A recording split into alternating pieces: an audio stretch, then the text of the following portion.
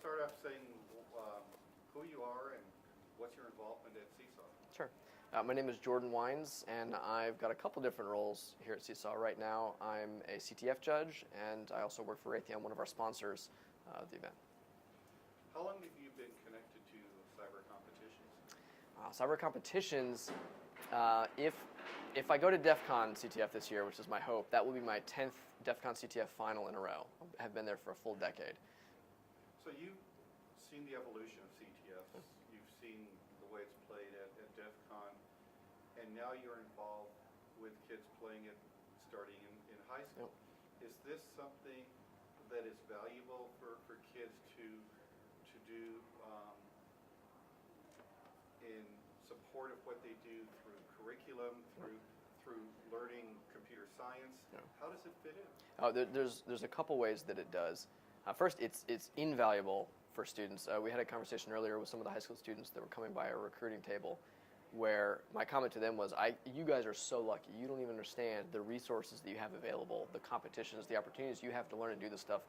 I would have loved to have been doing this kind of stuff as a high schooler, and these opportunities did not exist. The people, when I was in high school, that were interested in security were either hacking illegally, and fortunately back then it was a slightly different legal climate where they could kind of do it, extracurricularly and not immediately go to the jail. But there were no security clubs at schools. There were no public challenges, and now there is one every week. The number of events are just overwhelming, and so they have a massive number of resources out there to do it. Why do kids like to play in these competitions? Well, first because they're fun, and that's why I like to play in it. I mean, I mentioned I've been, all of my peers that I think I played with 10 years ago at DEF CON are gone from DEF CON. It's really hard to kind of keep up and kind of maintain it. It's grueling, it's exhausting, but it's invigorating too. And so as much as I can, I like to keep up with it because of that, and I think that's the same reason the kids like to do it. I like playing, I like tinkering, I love learning new things. My favorite CTF challenge is a challenge that I learned something new on. And I make a lot of CTFs as well. So I've made 3 of the challenges here at the Seesaw Finals. I made one of the qualifiers. I'm one of the main organizers of Ghost in the Shell Code. And making a challenge, my favorite things to do is to take something I don't think people are going to know about, but I know I can force them to learn in the event. I can force them to learn about a new protocol, a new file format, a new piece of technology they hadn't used before. What is a CTF? There's a lot of things that can get called CTF.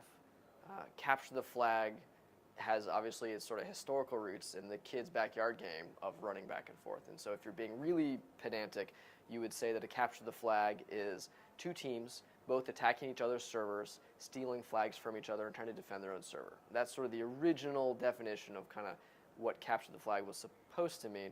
It gets interpreted a lot of different ways now, though. It's come to take the meaning of engaging cybersecurity challenge where you're using your problem-solving skills from anything from purely defensive exercises to forensic exercises to standalone reverse engineering to what I would call full spectrum attack, defense, integrated kind of competitions like DEF CON CTF, for example, or occasionally other CTFs will do that as well. So there's a lot of different things that can get called that these days. Depends on who you ask. So one of the perceptions in media and part of the broader mainstream community out there is that a CTF is a hacking competition and kids are playing offense. But the impression I have is that's only part of what a CTF is about. You can have CTFs that are really puzzles. You can have CTFs that cover forensics. So what should people out in the broader community look at CTF as? Is it a way to be a hacker, or is it much more than that? So I think it is a way to be a hacker, but what I would say is that the word hacker doesn't mean what most people think it means, right? So if we go back to the original version of the hacker, the original word was a tinker, like model train set guys originally hacking the stuff together, making things work in a way that they weren't intended. It didn't mean someone breaking into websites and releasing credit cards. It had no connotations when it was first kind of out. It's evolved to kind of have this dual meaning now, where the common definition means somebody who's breaking into things maliciously. That's not the case at all. I think a hacker is somebody who's a problem solver, who is tenacious, who won't give up on something. And so for that definition, that is exactly what CTFs are. They are hacking games. Now, if I wanted to explain to somebody who wasn't aware of it, then yes, I would have to be careful with using that word, and so you kind of have to qualify it. What I see at these competitions more and more is companies. I see companies recruiting. Yep. And this competition has high school and college kids, and I get the impression we're going to start to see companies even recruiting kids at the high school level for internships and jobs. Why is it that companies want to hire students that play in these competitions? Yeah. So I would say that there's a lot of reasons. There's two main reasons that I am always excited to come and recruit at an event like this. This is my 4th or 5th year here now at Seesaw, because it is a great example of bringing students that are interested in capture the flag together in one place, where I can get them all in one shot. The first reason is because they've demonstrated the interest, the desire, and the aptitude in this field. They're already passionate. They already have the problem solving. They love these challenges, and much of the hard problems in the security domain are exactly like capture the flags. It's really interesting to me, again, having made capture the flags for many years, how often I will have a very hard problem at work that maybe is specific to a particular customer, and I certainly can't talk about companies' private details or certain things that are going on. But what I can do is I can take the root nugget of the challenge, of the cool thing that we were able to do at work, and turn that into a fun technical challenge. And the more and more I talk to other people who make CTFs, the more I realize this is pretty common. Many of the sort of seemingly made up and silly and kind of off-the-wall random things that happen, in fact, some of the weirdest ones you see in CTFs were actually directly inspired by real-world problems. So these are very directly applicable skill sets. Sort of in the broader perspective, the reason that companies are recruiting at events like this is because we have a massive need, because we do not have enough people to secure the space. Is there a trend where not only do companies want to come here and recruit, but they want to be involved in creation of competitions and developing challenges for competitions, and basically help working with those to give the kids the opportunities to demonstrate the skills directly that companies need? So it's often not about the kids demonstrating their skills, but it's about the companies demonstrating their skills too.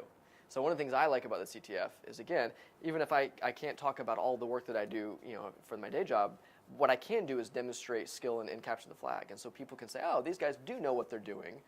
They actually understand these technologies very deeply, because we can see that in the kind of the challenges and the games they make. So I actually like it for a way for me to demonstrate that the kind of problems that I'm interested in, the kind of people I'm looking for that solve these problems, it's a two-way street. And then the students that do well, that show the interest in the particular problems that I'm creating, are also going to be people that will work well in my environment.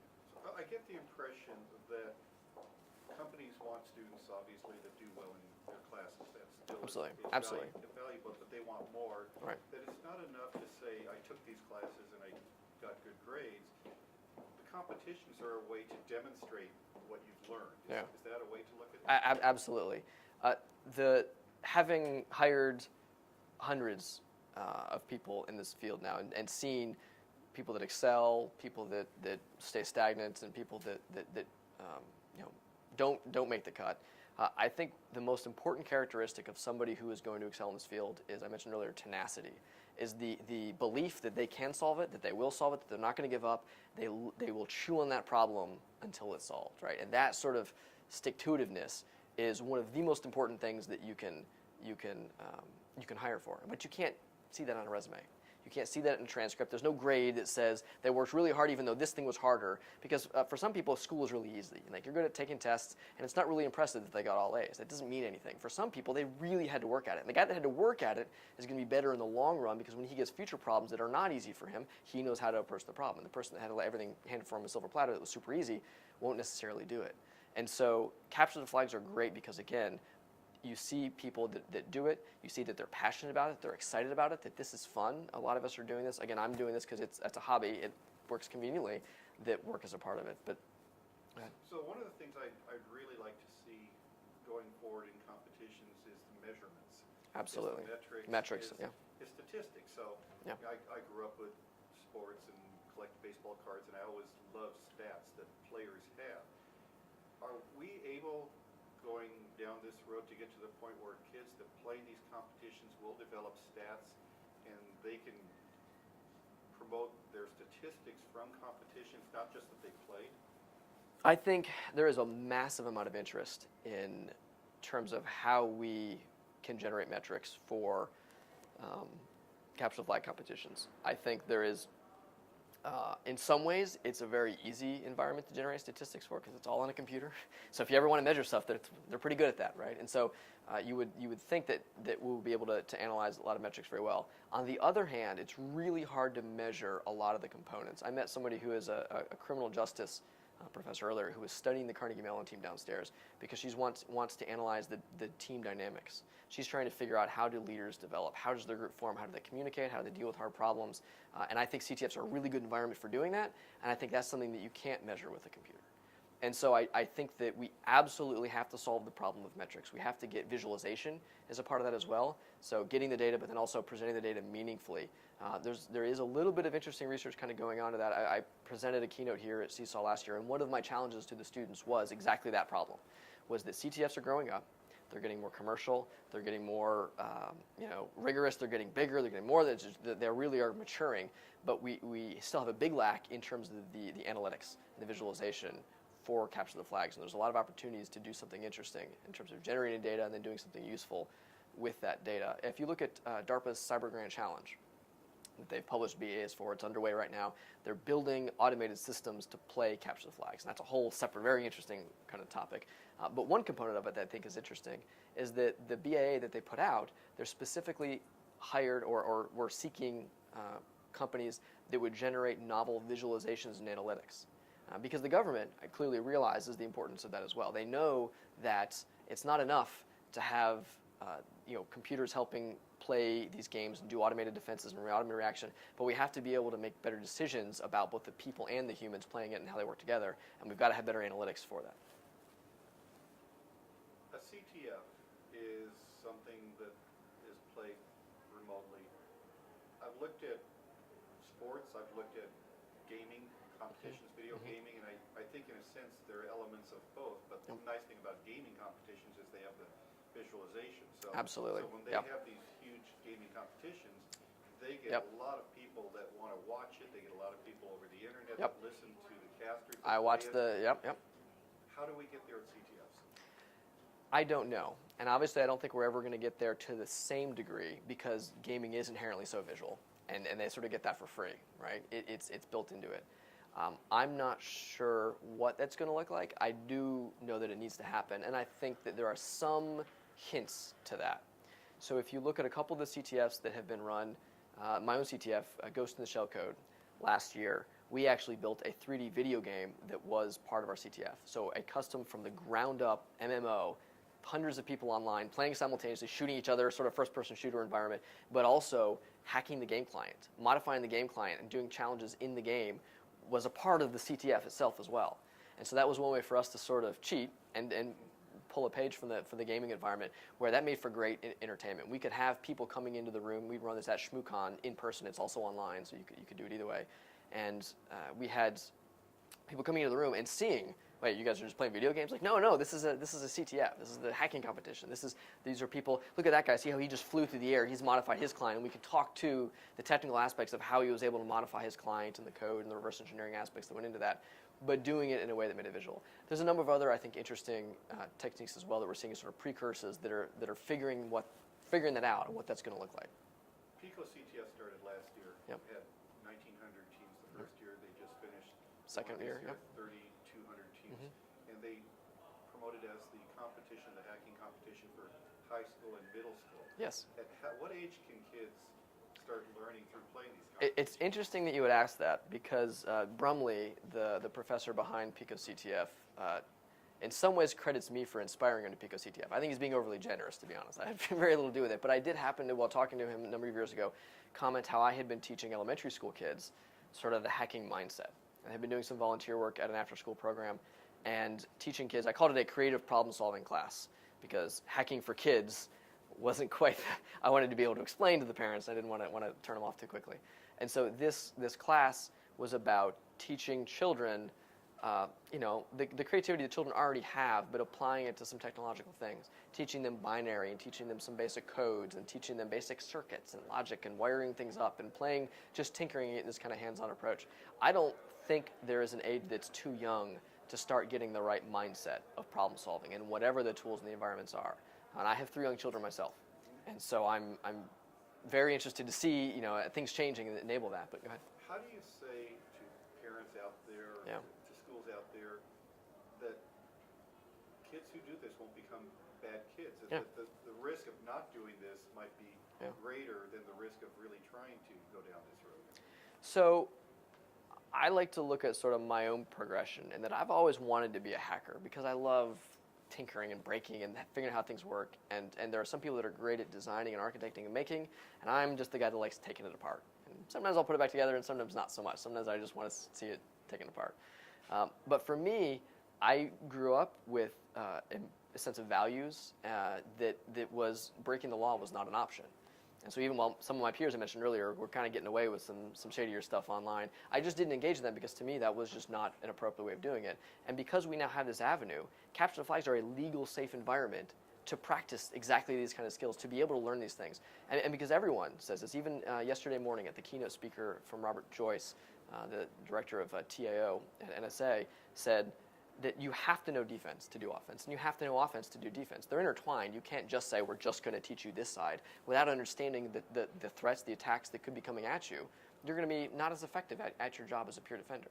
So I think we all agree that you need to know more about this. And then the only question is, how do we teach people the ethics to go along with the skills that we're teaching them, and how do we give them the right environments to be able to do that? And again, the good news is there are so many of these environments online nowadays to do this in an appropriate way that I think in some ways kids have it easier nowadays, that there are these positive avenues. Having these safe places to play, having these virtual playgrounds, it is going to end up reducing the risk of kids going bad, because what we have there is a way to take the kids off the streets. Exactly. That's exactly the premise. That instead of that kids generally don't, they're going to generally want to do the right thing, right? But if you make it hard for them to do the right thing, if you put them in an environment that encourages them to do the wrong thing, or that makes it attractive to do the wrong thing, well, then we're not doing them any favors. So let's not give them that choice. Let's give them jobs that pay well, that are fun, that are challenging in this domain, that lets them exercise the kind of skills, again, in a legal, safe, appropriate way. And then I think that the problem kind of solves itself at that point. So we have to be including these sort of offensive components into these capture flags for exactly that reason, because we don't want them to be doing it because a buddy showed them something online and they can break into some video game store and steal some software. And a kid who goes down this road and plays in the organized sport is going to have more invested in wanting to stay on the right side, and because they know that there are opportunities that they're going to have, but if they do go back to doing something that can get them in trouble, it will prevent them from. They can ruin their chances. Yeah, and it's not even just a matter. It used to be, if you wanted a clearance to work for government, or certain government contractors had very rigorous standards, but it's not even to that extent anymore. I think nowadays there was a time where it was somewhat more acceptable for a company to hire somebody who had a bit of a past, because it was thought you got to get the people that have done this, to gotten their fingers dirty, to know what they're doing, and there were some companies that were willing to deal with that. To do it. But nowadays, because there are legal avenues, that we can hire people that we know have been able to keep these ethical standards and also are technically savvy and know and understand how the technology works to a good degree. So I think we're moving to the point where there is a strong disincentive, absolutely, to do that. And it's not just the government, it's for all the jobs that are out there. The companies don't need to say we had to hire this hacker that blackmailed us into hiring him because he knew about some vulnerability. But there's a lot of really highly competent people that are doing it legally. It's possible to, through this, develop good guys that are as good as the bad guys? I think that is very reasonable, yeah. And I think that if you look at the skills of any of the people at the top of the game, I mean, there's websites that chart and track the current winners in some of these styles of CTF. And if you take the top people in those kind of events, the ones that aren't professionals, that do cybersecurity research for full-time for a living, could absolutely be it if they wanted to. They are phenomenally talented individuals, which is, again, why so many companies are recruiting in this space as well, because they see that as well. Thank you. Not a problem. Thank you. I appreciate the chance.